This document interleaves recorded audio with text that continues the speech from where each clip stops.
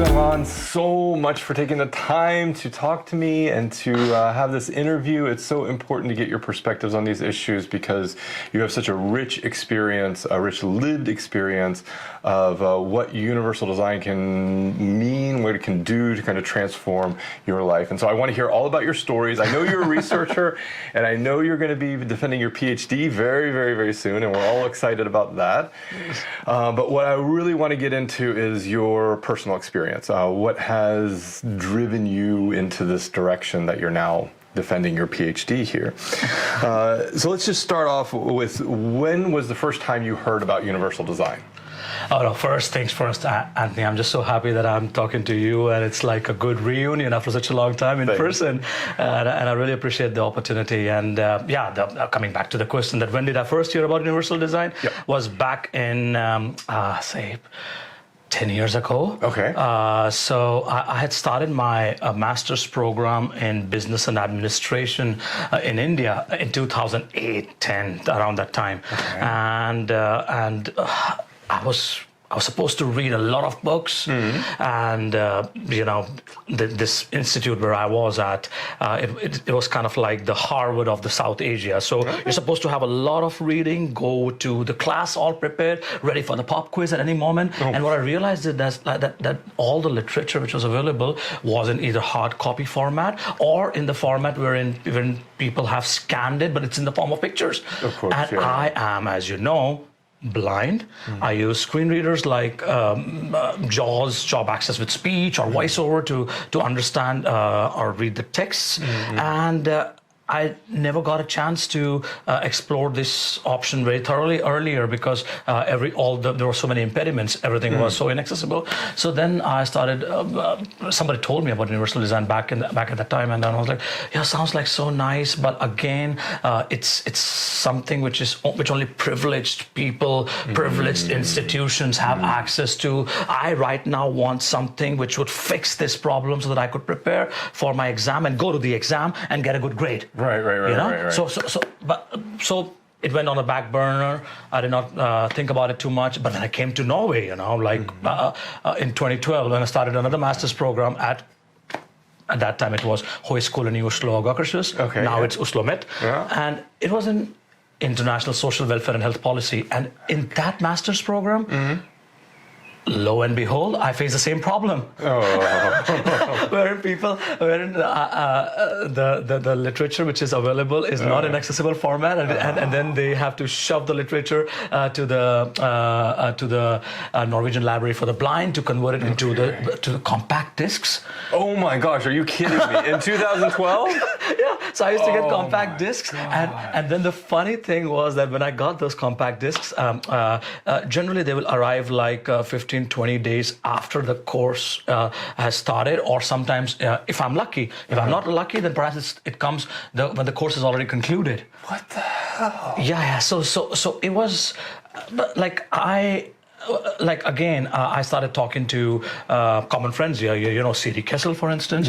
So she brought it to my consciousness that, Gagan, you've got to think about universal design, and we've got to lobby for it, put it into people's consciousness that it's important. And the most shocking thing for me was that why Norway, which is so privileged, so rich, so resourceful, is not investing enough in these solutions, which benefit everybody. Yeah, absolutely. So essentially, that's how I jumped into this field. This was like almost a decade ago. So. Yeah. But what did you think about it? What was like your first impressions? I think the first impression of universal design is like people. When you think about from a conceptual standpoint, people understand universal, they like it, design, it makes sense.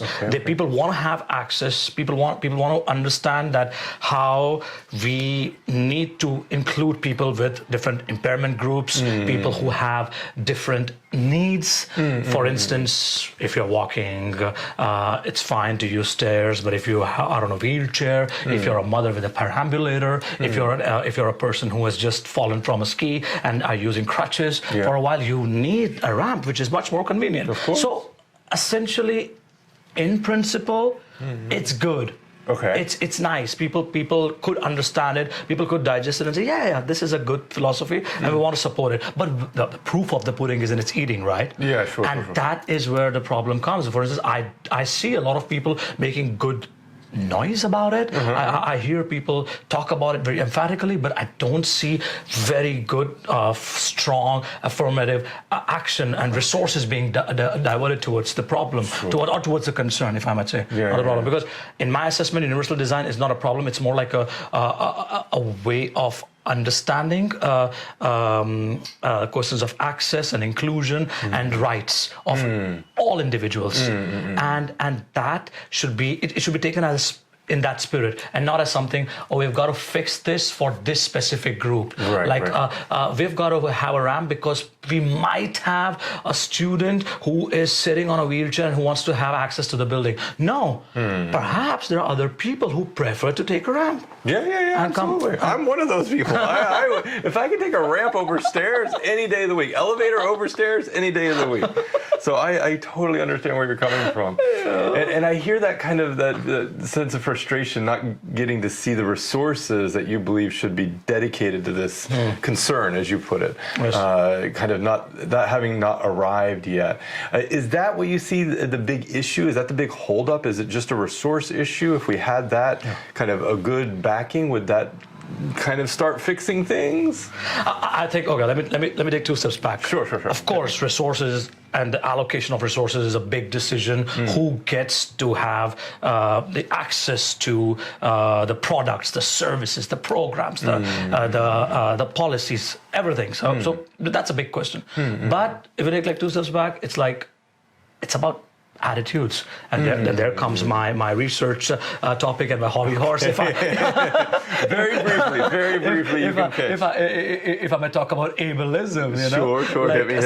So we all know that we have these prejudices, biases, and ideas about how we construct in our heads. How do we think about persons with disabilities? We think about them as, these people are those who are tragic victims, or they are quote unquote inspirational heroes. And we rob their humanity out of them. And if we understand that universal design is only specifically for certain specific groups, say for instance persons with disabilities, then you are like talking about, okay, what about other marginalized groups? And then the question comes about scarce resources and the allocation of those scarce resources to solve the problem. So that's why I feel that attitudes of policymakers, decision makers, those who hold the purse strings, is so important, because if they don't see universal design as a quote unquote common human approach, if they don't have that approach to understand universal design, then people will be spending resources which will be quite minimalistic. They will try to not solve the fundamental problems. They will not think universal design from the get-go. They will try to think it or implement it retrospectively. So, for instance, a quick example. Think about this: like, there's a building which, like, you are a fantastic architect. You come up and you say, I'm going to build this building which is going to be super awesome. It's going to be aesthetically pleasant, and it's going to remind you of Sagrada Familia. The beautiful Barcelonian church. Okay, great. And yes, Sagrada Familia is great. It's fantastic, but it has a spiral, which looks so beautiful, right? A staircase, and if you build that building, and then you realize, I forgot, like, we needed to have some kind of access points for people who don't see very well, people who are elderly, who want to come to the building, who have issues of vertigo, for instance, or people who are on wheelchair and crutches and the rest, or mothers. So I think to retrograde fix that building is a lot more expensive. It's a lot more hassle-some, and it kind of makes people put off. They think it as a chore. But if that amazing architect, you, in this case, have thought it through, have consulted with different interest groups, different groups about the usability of the building, about access of the building, then perhaps the cost will be quite minimal, and it'll be easier for everybody to participate and include. I want to go back what you just said about participation of different groups in kind of the design process. Yes. What do you think that looks like? What is like an optimal flow, or what's an optimal way that designers can include people, people with disabilities, people from all different marginalized groups in that design process? I think, in my assessment, I'm no quote-unquote universal design expert, but from my research or from whatever I've understood about universal design, it's so important to set the stage right. Yeah. It's so vital to be inclusive from the get-go, to know that these groups exist. Like, I am blind. Blind people use apps to order food. Shocking. Blind people use websites to book flight tickets. Blind people go to the concerts. Blind people go to the dating apps. You get my point, right? Yeah, So it's so important for the quote-unquote sighted designers, sighted engineers, sighted architects to say, if I'm building this app, let's call it like an app which is for dating, for swiping, where you see the people's face and it swipes nicely. And if I'm building only for sighted people, great. But perhaps if I have an option of image description, you know, which kind of explains what the image is of a person, how the person looks like. Say, for instance, a person has long hair, curly hair, the complexion of the person, then perhaps more blind people would want to use it. Yeah, of course they would. So the point is this, that it's so important for the designers, architects, engineers to set the stage right, to be more welcoming, to be ready to listen to and learn from other perspectives, because we can get so silofied in our understanding. Okay, absolutely. I am a software engineer. I know coding really well, but so what? Why should I talk to a blind person, or why should I talk to a person who has dexterity issues in the or muscular issues for my app, for instance? I don't need it. I can read it. One thing is to read about it, and the other thing is too that you literally drink through the well of the wisdom of these individuals, different marginalized groups. Very poetically put. I love it. All right. So I know we were talking earlier about you and I traveled to Mozambique a couple of years ago, and we were saying how it didn't feel like it was 2 years ago, but yeah, it was actually 2 years ago. And we've never talked about what that trip was like for you. We never discussed like what your experience was. It was a really busy trip, and so we were kind of just a whirlwind there, and then we left, and then we kind of saw one another afterwards. But we never talked about your experience. I want to hear your story about that. What was the ups and the downs and going to a country like Mozambique for someone who is blind? Oh, I don't know if you remember like how funny my flight was from Oslo to Istanbul and from Istanbul to Maputo.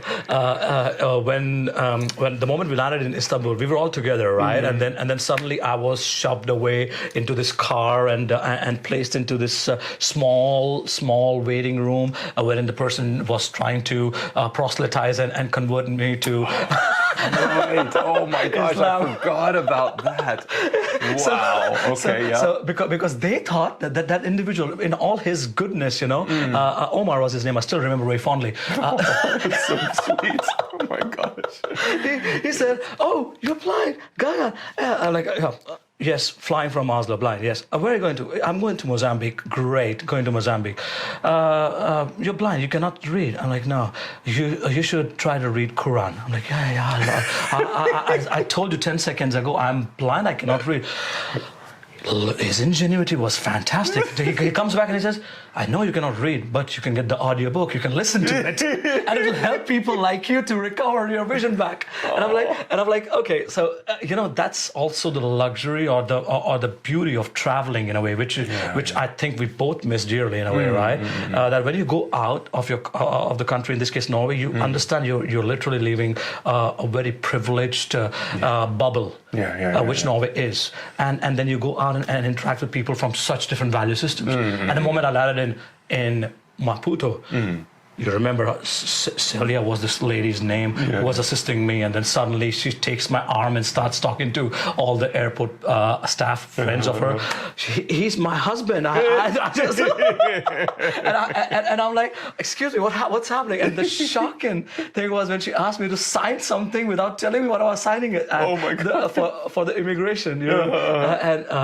So essentially what I would want to say is that the Mozambique trip started on a very interesting, peculiar note where I kind of saw how impressions about ideas about disability are so different culturally speaking across different parts of the world. Wherein, you know, Celia wanted me to be her husband, and Omar wanted to cure me and fix me on my visual impairment. And then when I reached to the hotel, and of course, a great arrangement which you made. It was very good, but I could not have managed there single-handedly, and Moses was helping me, who was one of the concierge. So it was a very, very interesting experience from that point of view, that here I was in a place when I literally had to reach out to people to help me because, say for instance, they did not have this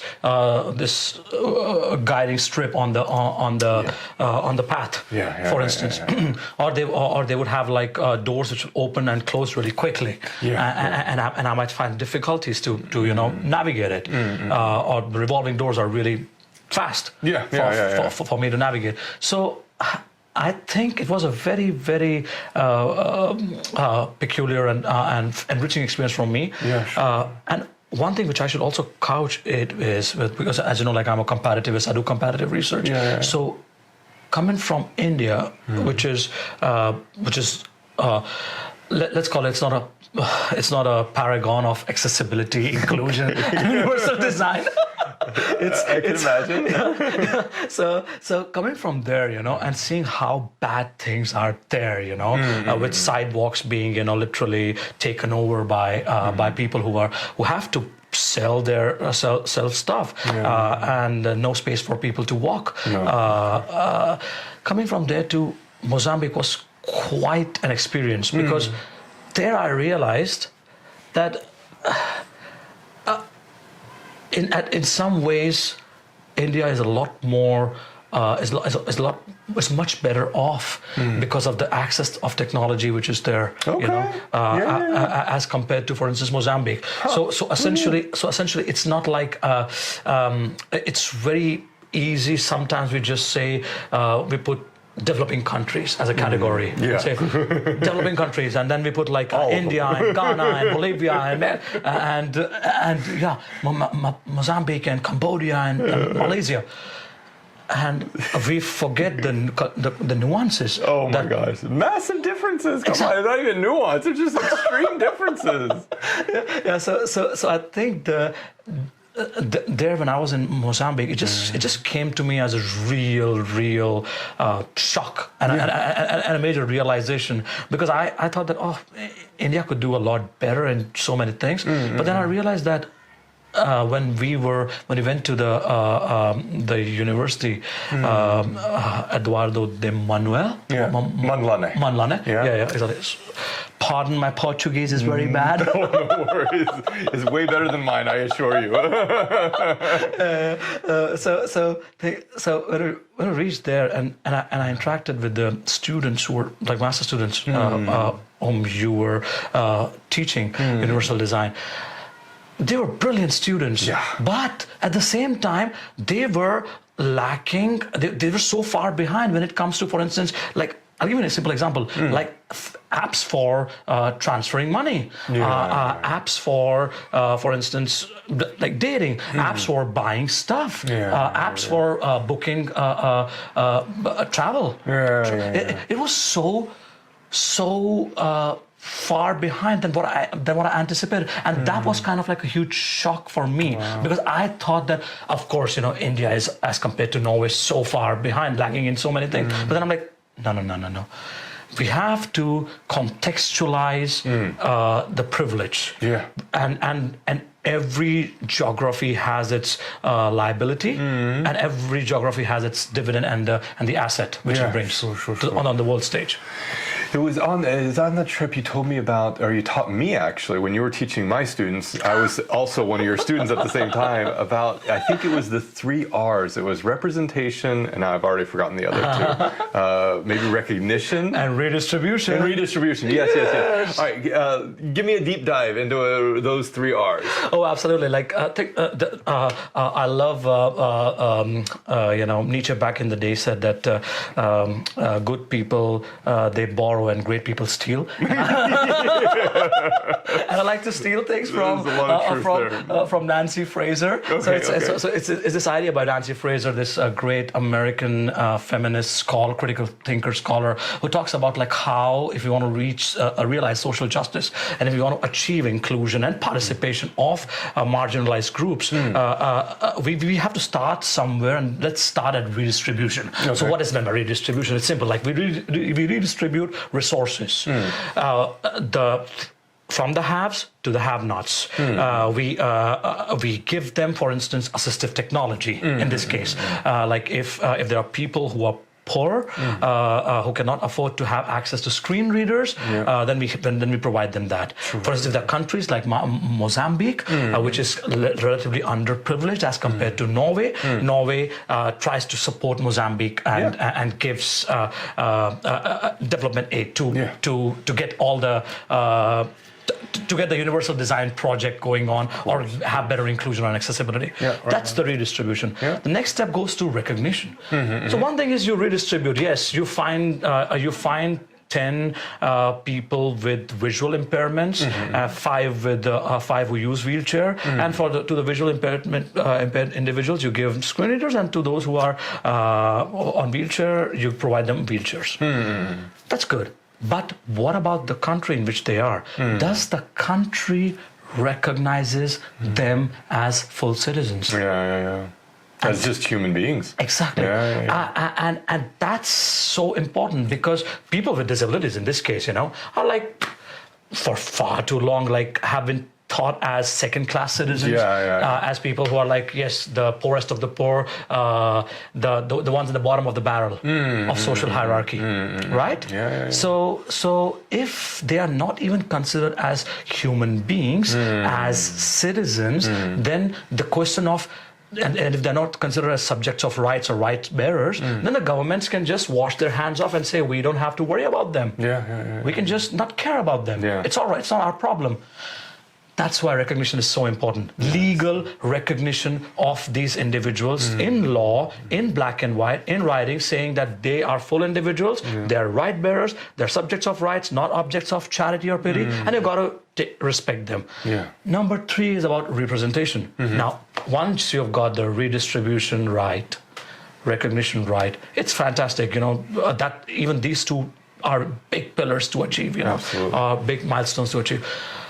Representation will be the next step when you say, and this circles back to our point about universal design and including people from the get-go, that you want diverse representation across political system, across communities, at different levels in the society.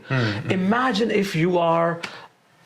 if I'm there, I'm a blind person, I have read lots of books, I have written my PhD, and I'm sitting in my office and nobody knows about me, and I never leave my office and my house, and I'm just hidden away. Invisible. Precisely. If I'm invisible, then the impact which I could bring to the society would be quite minuscule. Or perhaps the society will just move on and will not even think about me. So that's why, for instance, it's so valuable, or actually, in my assessment, indispensable to have representation taking place across the political system. You have local democracy, which could be strengthened through not just persons with disabilities being represented there, all marginalized groups, minorities, different ethnicities, different people from different sexual orientations, gender. You get it. So it's so valuable that we start with redistribution. It's very important. We move to recognition, exceedingly valuable, but we realize representation. Because if we want this change to soak in, to be institutionalized, the idea of inclusion, universal design, accessibility, rights, then we've got to have the champions who will be talking about them. Instead of, imagine if you find someone who has read 5 books about how it is to be a blind individual. Right. And that's good. Yeah. That's fantastic. Knowledge is good. Knowledge is power. It's the currency of 21st century. Yep. But if you find that person, and if you find me, and you say, I'm having this, I want to understand, how do you use, for instance, a touchscreen phone? Right. Then I could take it out and show it to you. Here it is. And look, we go to this settings feature of our iPhone, general, accessibility. We switch on the voiceover and voila, it's ready. And it's a massive difference between just reading something in a book that's just, 2-dimensional page and actually building a relationship with someone, and especially a relationship that can be anchored in collaboration, cooperation, and different kind of pieces of work. Absolutely. I agree. Screen readers. It keeps coming up, screen readers. And I want to hear from you. What was it like the first time you used the screen reader? Do you remember? Yeah, I remember it quite vividly. Again, it goes back to when I was 15 years old. Okay. And this was job access with speech in India. What kind of computer was it? It was like, I think Windows 98 or something. Nice. Okay, good. I just wanted to set the era. To all those people who will be listening to this in 2055. There once was a time when Windows 95 and 98 were state of the art. Yes.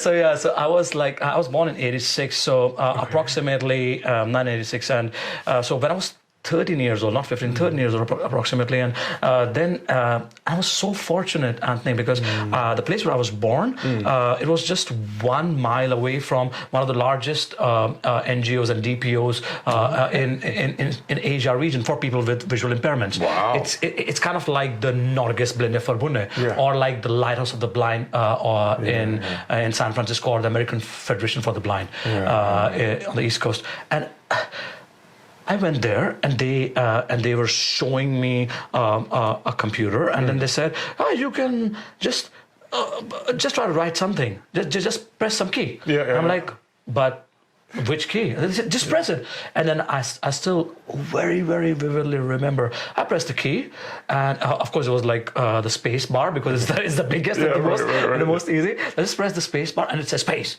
And the way it said it, with this very robotic voice straight from a Stephen Hawking voice, if you could visualize. So, but for me, it's the voice. When I heard it, it was like so awe-inspiring. Wow! Because there I was. I had used computers, but people had said to me that you literally, at that time I had residual vision, so I had to literally go inside the screen, literally put my eye, like 1 inch away from the screen to try to read, and it was a huge chore, and I hated it. Hated it because it was so hard to follow the computer classes. And then there I was, and I just pressed that, and it read out loud. Of course, the voice was very jarring, but yeah. It was at that time I kind of felt in my gut, or like I was so happy that here it was a moment wherein technology could give me, perhaps moving forward,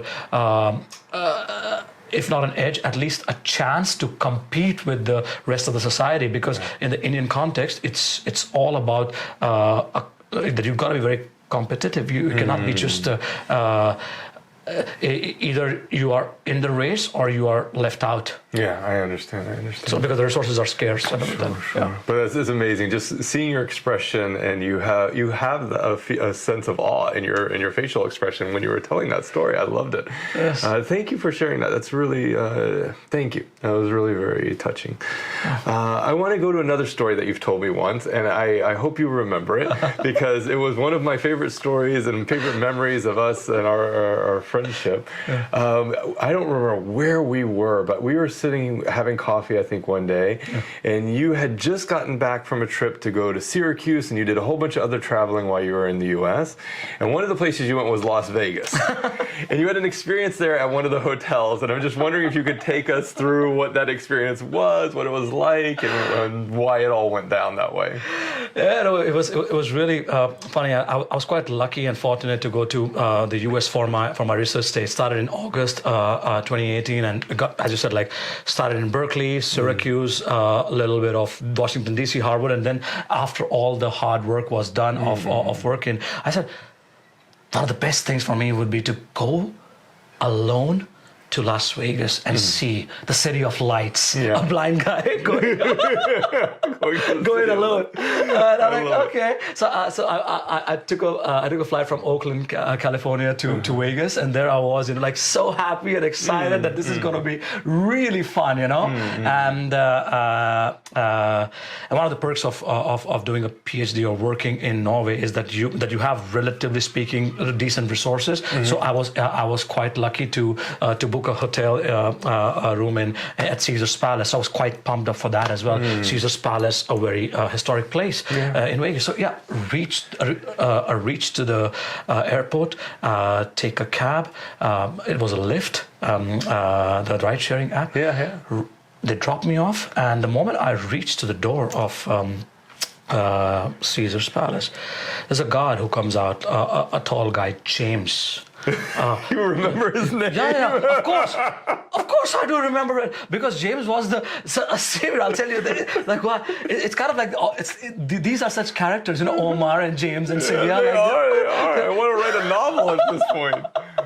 All right, so you run into James. What happened? So James is like, I give my like a little trolley to James, because he had to take my trolley because I had to take his arm, because I realized that there were like tens of hundreds of people in the place. It was so jam-packed, and for me it was like, like I have seen crowds, coming from India, but like this was like you get so used to the Norwegian way of life that you find any place which has more than 5 people is a crowd. Yes, it is. So there I was, like in this big lobby area, and I reached to the spot, and then the moment I reached to the help desk, and they're like, "Sir, how can we help you?" Like, I'm like, I'm almost blind, and showed my white cane, and I'm here, and I'm going to stay here for 5 days. And they're like, "Okay, sir, are you alone?" I'm like, "Yes." Where's your partner? I'm like, no, I'm alone. Like, you don't have an assistant? No, I'm alone. I just said, okay. So the guy on the other side, just by the verbal cue which I was getting, I think they were literally panicking, and he had to say, "So wait here for a minute. Let me just try to reach out to my manager." So he ends up calling his manager, and then the manager comes out and he asks me the same question: Are you alone? Yes, alone. Traveling alone? Yes, alone. Where's your partner? Yeah, where's your partner? I'm like, my partner is invisible, and I have just hidden her. I just left. I didn't even bother. Exactly. She just landed in Vegas and said, "Tata, I'm leaving you here. Enjoy yourself." No, so it was just so funny. And then they said that, but sir, you cannot be here alone because this is very big. And I'm like, but I think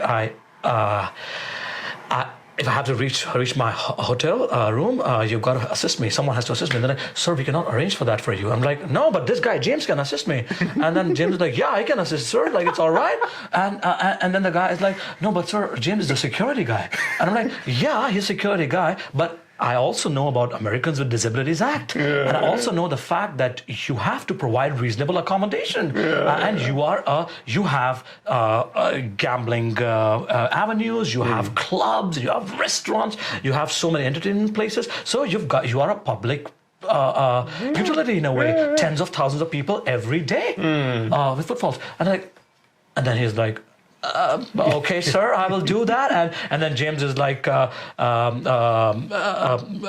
he was supporting me the whole way. We went to the hotel room, and then of course they changed my hotel room because they thought they kind of in a way I got people get upgrades. I got a downgrade. Oh no! Are you kidding? And the reason why I got a downgrade was because my hotel room was much farther away. You know, it was like and they did not want James to help me for long, you know, or to go away for long. So of course, you know, but that's what you like. Just to not be too pedantic, but that's what you know. Amartya Sen says that for people who have a disability, they encounter conversion handicaps. Even if you give them the same amount of resources, they will not be able to. They will not be able to convert it into same amount of well-being.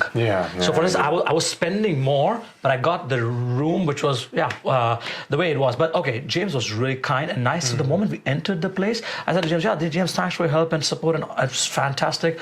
And he's like, yes, sir, here are the toiletries, you know.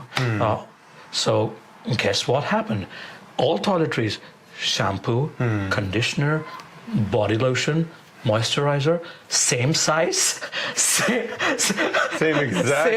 exact lid. There's no way on earth for me to find out what exactly is happening. So I'm sitting there. James has already left, you know, and I'm like pondering. I have relatively okay hair. I don't want to use a lotion in my hair, thinking that it's conditioner, and then the next thing I know, I'm applying shampoo on my feet or whatever. So then I just realized, let me just try to find a solution, because I cannot call James anymore. He's already left. I had an app on my phone, Be My Eyes. Call the person. It's the way it works is that you literally call an individual, switch on the camera, and then show them something. Wow. What am I looking at? And then they will say, oh yeah, that one, it's a conditioner. Oh, the one on the left. The one on the right is shampoo, and one on the extreme right is this box of chips. Not for use in the shower. Exactly. Not to use in the shower. Exactly. So I called these individuals, and they were like the most amazing. And they asked me like, "Where are you?" I said like, "I'm in Vegas." They're like, "What?" And then the same question. By yourself? Are you traveling alone? I'm like, if I would be with someone else, and hopefully that someone else is sighted, then why would I just call Be My Eyes to some random person to check if I'm using a conditioner or shampoo or whatever? So I think it was just a very fascinating experience. And then, of course, it was quite enriching. And that was, by the way, the trip for the first time where I got a chance to sit in a quote-unquote self-driving car. It was a technology which was being developed. This is back in 2018, late 2018, and when I was in the car and they were trying to take my feedback, because they were trying to ask me, so sir, like, do you see that this person has shifted? He's not touching the wheel, and I'm like. I don't see. As I've explained to you when I took the cab, so they were a bit perplexed to understand that as well. But when I was in that car, at least. I know this artificially intelligent design cars are way out in the future because of all the problems with the technology and mapping the landscape and the roads and the ethical issues involved with the accidents and so on. But there was a bizarre sense of freedom. At least in the US context, because in Norway we have such great infrastructure, right? Like we have in Oslo, at least, you know, we have trams and buses and trains and you can just walk around and it's nice. And in the US context, I literally felt very hamstrung when I was at Berkeley or in San Francisco because of huge distances. You know, so sitting in that car. And again, that moment wherein, you know, you are literally interfacing with the technology of the future. You're like literally it gave me a sense of joy that perhaps, hopefully in future, when we are able to resolve the ethical and the other issues, we might be reaching at a point wherein, you know, mobility or transportation would not be a major problem, because for blind and vision impaired people, that's a major problem for in many parts of the world. Just transportation, I hear you. Well, you brought up the future. I want to hear from you. What do you see as the next major steps in this field? Besides your defense, besides your dissertation defense. No, of course, like that's the major step, right? Yes. That will be groundbreaking, no doubt. By the way, a quick note. Yeah. 18th June. Yes, 18 June. 10 a.m. Oslo time, the trial lecture begins. Yes. And the themes would be not in the trial lecture, but in the PhD thesis. I'm talking about ableism, social resilience, disability rights, and labor market inclusion. So if anybody who's interested in, for sure, they can just jump in and try to follow the online proceedings. It'll be accessible with sign language interpreters. So nice. that's nice. And Link will be in the description. Yeah, the link would be in the description. And Anthony, I'll leave it for you to put the link. Absolutely, I will manage these things. So where's the future? I think it's a big question because I wish I could be like the blind sage who sees the future and tells and describes it, but it's very hard to predict. I think we take 2 steps forward and then we take 3 steps backward. Often in these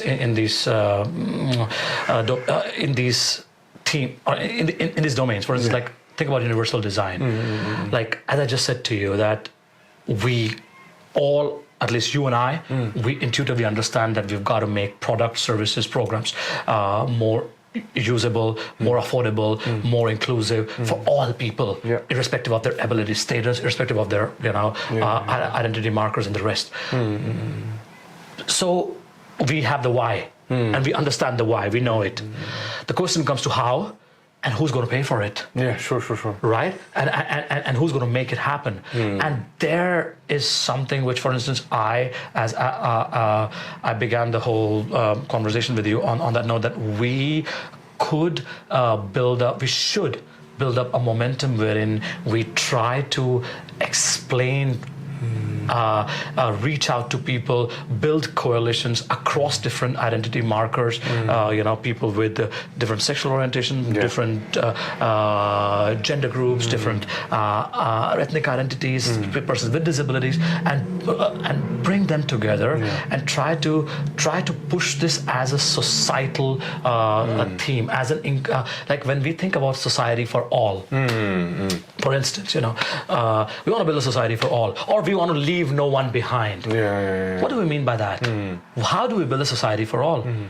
Because one thing is to have that amazing vision of leave no one behind, or creating a society for all where everybody could and should participate, feel included, feel valued, feel cherished, and realize their full potential. And the other thing is to invest in infrastructure, invest in people, invest in education system, for instance, because it's much easier to explain to a child that there are children with who come from different backgrounds, who have different ability status, than for people who are older, because as we grow older, we kind of we concretize, we become so immersed in our own worldview that we stop being as open-minded, as curious, as flexible, for lack of a better word. I feel that we've got to start early. We've got to invest a lot in education of children, making sure that it is inclusive education, where children from different walks of life could participate. We've got to then move on to the labor market sphere and make sure that the labor market is inclusive, because we cannot achieve society for all if the labor market is exclusionary, for instance. And in the same way, we create resilient communities, because think about this, that universal design is not a silver bullet. It's not a panacea. It is a tool. It's a way of looking at of conceptualizing society. Like when we are thinking about, okay, we want to build a society which is going to be a 21st century society. So what does that have? Oh, that has smart cities. What do smart cities need? Smart cities need technology. What kind of technology should it be? It should be something which is inclusive from the get-go. It should not. It should reduce barriers instead of erecting them. It should promote the rights of all people with disabilities, all individuals who have who might be on the margins of the society. Because one thing is, think about this, and we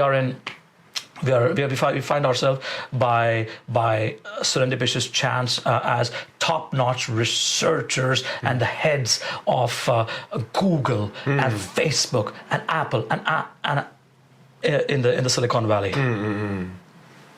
Very privileged position. And we interact with very smart, brilliant people. And that's great. But the technology which gets produced there affects livelihood opportunities, affects education, affects life chances, affects healthcare, affects the community participation, democracy around the globe. Yeah, absolutely. Around the globe. So you got to, again, we've got to put the hold the bull by its horns in this case, and make sure that, for instance, those people, the ones at the Silicon Valley, they are on board with this. They understand that diversity matters. They understand that inclusion is exceedingly important. It cannot be just left behind. And they find solutions which are representing, which solve problems or which address needs globally, not only necessarily for the quote-unquote global north, rich, developed, advanced, industrialized world. So again, I give a really long answer to your short question, but as I said to you, is I want to, if I would have the power, I would want to invest in better technologies, work together with all the developers and all the smart wigs in the Silicon Valley, make them understand that be more inclusive from the get-go, get diverse representation from the get-go, invest in education of children, build inclusive labor markets through by leveraging the technology which is going to be produced there in the Silicon Valley and the rest of the world, and at the same time, finally, I feel that if we don't change people's attitudes, people's way of thinking about inclusion, universal design, and rights of individuals, I feel that all the rest would be we'll just scratch the surface. We will treat the symptom and not the root cause of the problem. Because at the fundamental, at the most basic level, is the idea that, or is the thought that, does Gagan, with his visual impairment, has the same rights to participate in education and labor market? Does he have the same rights to have inclusive healthcare? But does he have the same right to be included in the community, participate in the democratic process as I have? And I, in this case, I is the is a white male, upper class, privileged, well-educated individual who finds himself in the global north. Yeah, I hear you. So I think it's very, very important to kind of set those pieces of puzzle in motion: technology, attitudes, and resources. Because without resources, if we don't put our money where our mouth is, I think it's just pure, noble, good words. All words and no talk. All words and no action. Well, that is certainly not you. You are all action and, well, a lot of words too. You have a lot to say, and I just want to thank you sincerely, Gagan. I always enjoyed having a chat with you, but getting the opportunity to sit down with you and put this on record and put this out there for people to learn from and to try to seek understanding and empathy and compassion for everybody. I think that was it was really meaningful for me to have this chat. So thank you so much, and good luck on your defense. I know you're gonna knock it out of the park. I can't wait. I'll be there online, checking in and making sure that you're as awesome as you are. Oh, thank you so much, Anthony, for this opportunity. And I think it's so nice to meet you in person, and it's brilliant that you have this initiative. And I hope this podcast contributes to the dialogue on inclusion, on diversity, representation, and universal design. We can make a world a little better with our small, tiny steps and efforts. Yes. Thank you.